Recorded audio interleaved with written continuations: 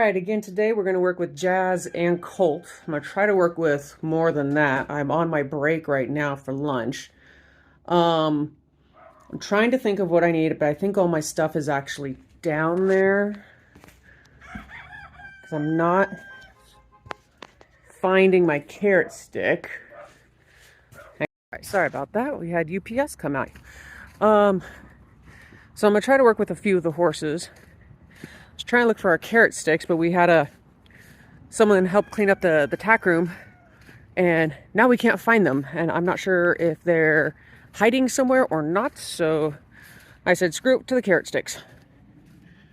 The horses look 20 times worse than what they did just the other day when I took the video, because it has rained again out here. Not exactly picturesque. So we shall see how this goes. Here I'm just going in to get Jaz. Now, I do move my hand so she turns towards me, and that's basically what I'm asking of her right now. Later on, I will ask her to actually walk up to me. That is only her second time ever doing that. Now I'm rubbing all over her. She is super, super dirty, so I am making sure she's not going to be stupid or anything while I'm actually playing with her. I don't want her to be reactive, so we do a little bit of work. Once I get her out, I get her over to the round pen. My fiance found my stick and string, so I'm using it for the first time with her. Now I know the camera cannot reach the whole round pen, so I try to stay in the areas where you can actually see, but sometimes I do mess up. This is only her second time in the round pen, and she's actually doing rather well, to be honest. She's going the direction I want her to go. Sometimes she does turn out to go the other direction. And on those times, I just make the decision hard for her, so I make her run faster. I never discipline her when she does something wrong. I just make it harder for her to make that wrong choice. So if turning out with putting her butt to me is a wrong choice, I just make her work harder in the round pen. As you see there, she actually turned in towards me, and I give her a little bit of time to go the speed she wants to go. She does have a little bit of an issue still where she'll stop at one of the rails and put her head through, so you see me kind of coaxing her on to keep her going.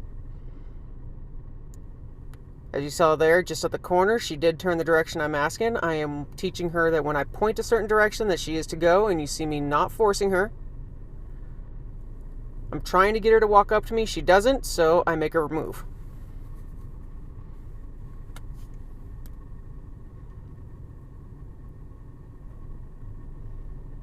She's actually doing pretty good. Keeping her speed, not going too fast, not going too slow. Trying to get her used to a few voice commands as well as the hand signals. Now there, I asked her to turn, and she turned out away from me, so I made her work a little bit.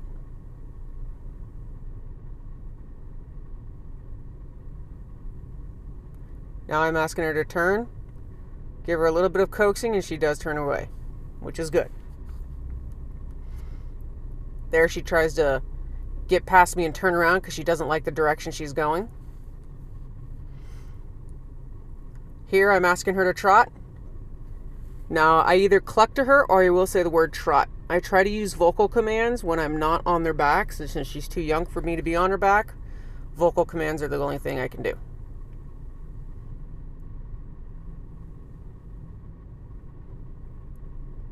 There, she did turn the correct direction when I asked. It took a little bit of coaxing because she stopped and looked at me. She is now figuring out that when she stops to look at me, she gets to relax and stop for a few moments. So I am trying to get her to understand that if she is with me or next to me, she gets to stop and stand longer. It is going to take a few tries and a few times to actually get that done, but I think she will come around rather quickly. As you see, she did not follow me, so I did make her go. If they follow, I generally stop right there. I always set a goal for myself at the end for each session that I do. I have a goal, so this mare here, or this filly, I want her to be able to face me, stop when asked, and not be super reactive. So any little bit is better than nothing. So those are the 3 things I'm working for. She's paying attention, then she goes the direction she's supposed to.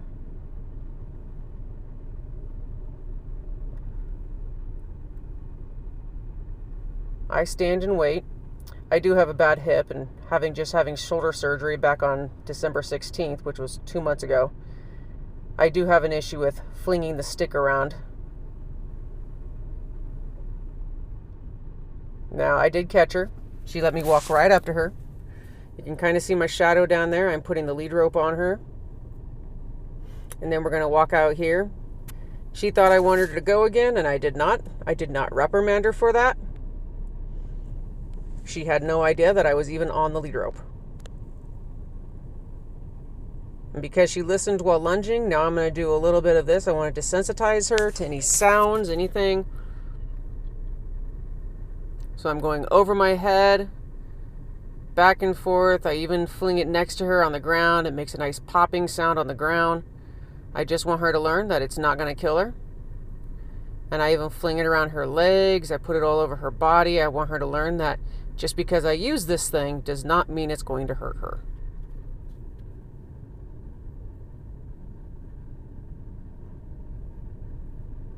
As you can tell, she's not extremely reactive when it comes to this sort of thing,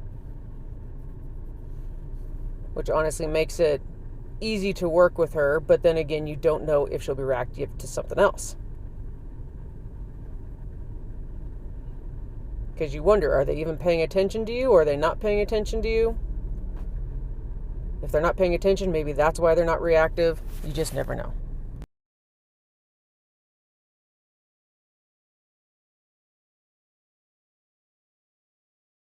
Now here I'm going to play with her a bit. I decided I'm going to take off my jacket because I actually want to get her used to having a blanket on her, since as you see she is a very light colored horse and she gets dirty very quickly. So I fling it up on her. I put it over her head because I want to make sure a blanket can go over her head as well. And I just let her sit there with it. She flicks her ears around. She tries to look around. She doesn't realize that I'm not asking her to take off. She only thinks, oh, you're touching me, I better move.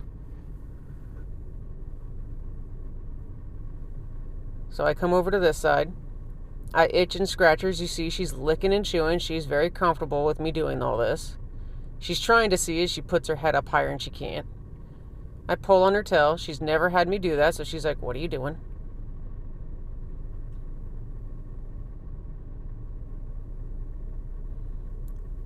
I pull her tail again, or more or less just pick up her tail, not really pull at it. Trying to do a little bit of work that she learned back when she was younger, when she first got to our place. I'm trying to get her to cross over on the forehand. That seems to be one of her weaknesses. She doesn't seem to do very good with that. She seems to think that she has to back away instead of crossing over. So she actually did good on those last few. I bring it up.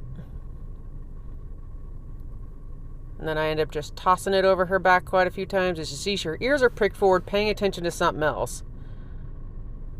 And I'm not slapping her with it. I am literally just throwing it up on top of her. She could care less.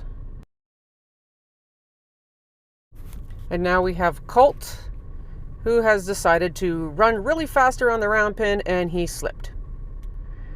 He got right back up and started trotting. He didn't have any problems with it. He just thought he could turn and burn really quickly around the round pen, not realizing it's a little soggy in some spots.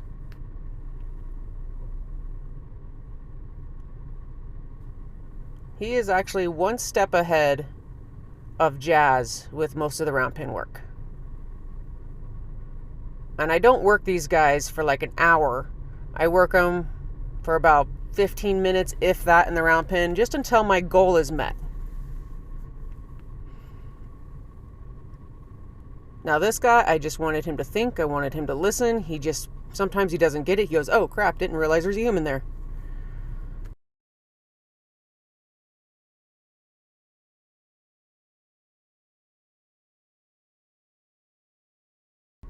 He does really good for a while, and then he starts being a little bit of an idiot and doing what he wants to do, not what we're telling him to do.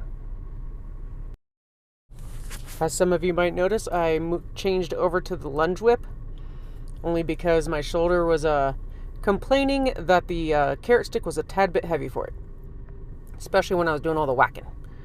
So I figured I'd give it a break and use the lunge whip since it's lighter.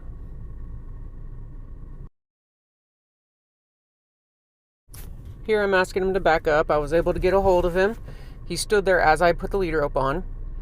And now I'm working with some of the stick and string work. Now this, he seems to have a little bit more reactive issue with. He is very tense while I'm doing this. So I keep going until I see something relaxing. I'm not hitting him.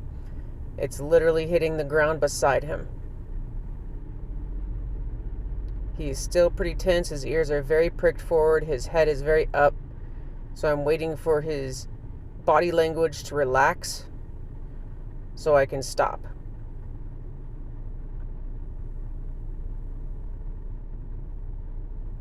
This side he seemed to be a bit more tense on than the other side.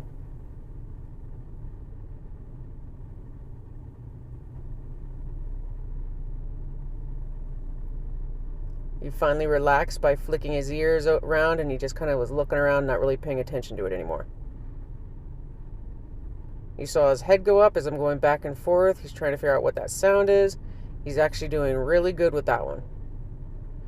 Now, as you can see with this side, he doesn't really flinch away, and he doesn't really pay much mind to it.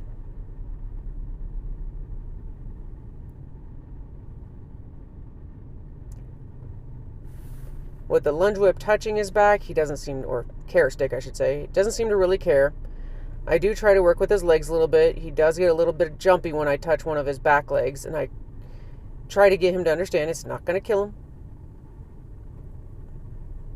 So I let him position himself, and then I start up again. And then the actual string got stuck on some mud on his leg, so I thought that was funny. I was pulling on it, and he didn't care. He eventually just kind of chills out and doesn't care about what's going on.